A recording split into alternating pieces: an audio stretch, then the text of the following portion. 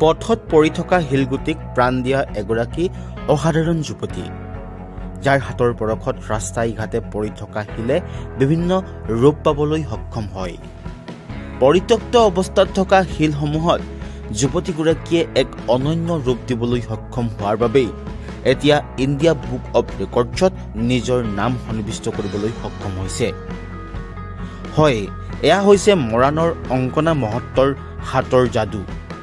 পথৰ কাষত পৰি থকা সৰু সৰু চেপেটা শিলবিলাকত জৱাহৰলাল নেহৰু, মহাপুৰুষ শ্ৰীমন্ত শংকৰদেৱ, সুধাকণ্ঠ ডক্টৰ ভূপেন হাজৰিকা, মামণি ৰয়ছম গোস্বামী, ৰূপকোঁৱৰ জ্যোতিপ্ৰসাদ আগৰৱালা, কলাগুৰু বিষ্ণুপ্ৰসাদ ৰাভা আদি বৰেণ্য ব্যক্তিসকলৰ প্ৰতিচ্ছবি অংকন কৰি ডিব্ৰুগড় জিলাখনতে এতিয়া সকলোৰে দৃষ্টি আকৰ্ষণ কৰিবলৈ সক্ষম হৈছে।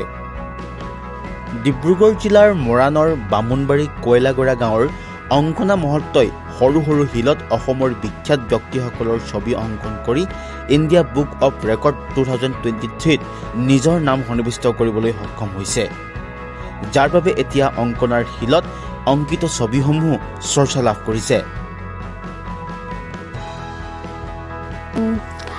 মোৰ হবিজ হয় এটা ছবি অঁকাটো, আঁকি ভাল লাগে, ভাল লগা কামটো কৰি যাব লাগে, সেইকাৰণে মই আঁকি আছিলোঁ। আৰু সৰুতে মায়ে মোক চৰাই এজনী অঁকা দেখি আৰ্ট শিকিবলৈ মোক এডমিশ্যন দিলে, কিন্তু অসুবিধাৰ কাৰণে বেছিদিন শিকিব নোৱাৰিলোঁ।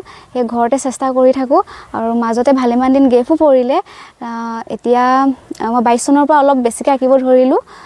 আগতেও যদি কণ্টিনিউ থোৱা হ'লে কিবা এটা আৰু অলপ বেছি, এতিয়াতকৈ অলপ বেছি পাৰফেক্ট হ'লহেঁতেন বুলি মনলৈ ভাব আহে। আৰু মই এতিয়া জানুৱাৰীত এচিভমেণ্ট এটা পাইছিলোঁ ইণ্ডিয়া বুক অৱ ৰেকৰ্ডৰ। শিলত মই লক্ষ্মীনাথ বেজবৰুৱাৰ ছবি আঁকিছোঁ, জৱাহৰলাল নেহৰু, ভূপেন হাজৰিকা, মামণি ৰয়ছম গোস্বামী, লতা মংগেশকাৰ আৰু ৰূপকোঁৱৰ জ্যোতিপ্ৰসাদ আগৰৱালা, বিষ্ণুপ্ৰসাদ ৰাভা। ভাল লাগে, মাক হিচাপে গৌৰৱ অনুভৱ কৰোঁ। তাই যে ছবি আঁকিছে খুব ভাল লাগে। আৰু মানে চবেই জানিছে এতিয়া এইটো ৰেকৰ্ড পোৱাৰ পিছত তাই এজনী আৰ্টিষ্ট বুলি। আৰু মাতৃ হিচাপে সদায় আশীৰ্বাদ আছে আৰু মই বহুত প্ৰেৰণাও যোগাওঁ তেখেতসকললৈ।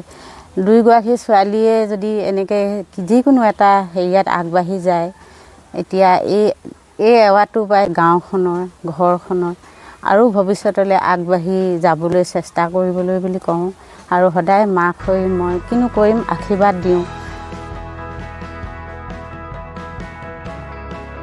চিত্ৰকলাৰ জৰিয়তে আকাশ চোৱাৰ সপোন দেখিছে মৰাণৰ অংকনাই। দৰিদ্ৰ পৰিয়ালৰ অংকনাই চিত্ৰকলাৰ জৰিয়তে এতিয়া উজ্বলি উঠিছে বিভিন্ন স্থানত।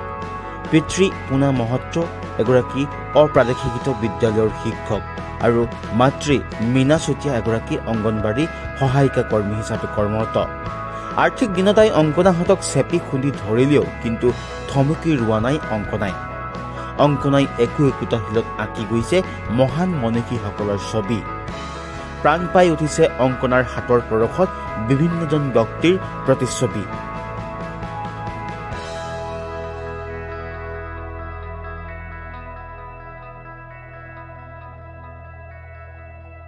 ডিব্ৰুগড়ৰ পৰা ৰক্তিম দাসৰ প্ৰতিবেদন, লোকেল 18।